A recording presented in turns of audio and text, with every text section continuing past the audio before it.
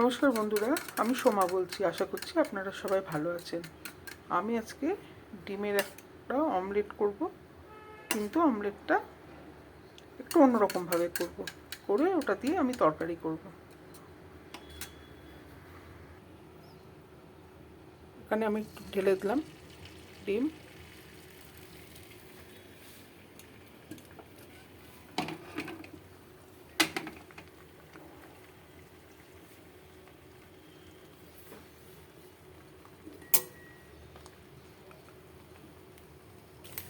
আমি অমলেটটাকে রোল করতে করতে নিয়ে আসছি।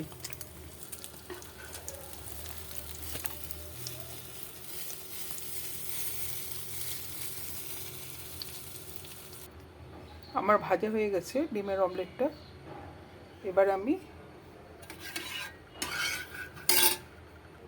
তেলে পেঁয়াজ দিয়ে দেবো।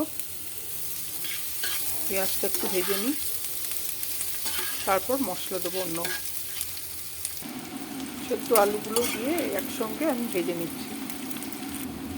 লবণ, হলুদ, লঙ্কার গুঁড়ো, আদা রসুন বাটা।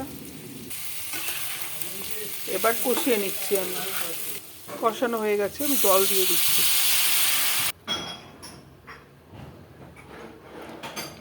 আমি ডিমের এই অমলেটগুলো সব কেটে নিচ্ছি। জলটা ফুটছে, আমি অমলেটের টুকরোগুলো দিয়ে দিলাম। রোল করে অমলেট করলে অনেকগুলো লেয়ার হয় এরকম।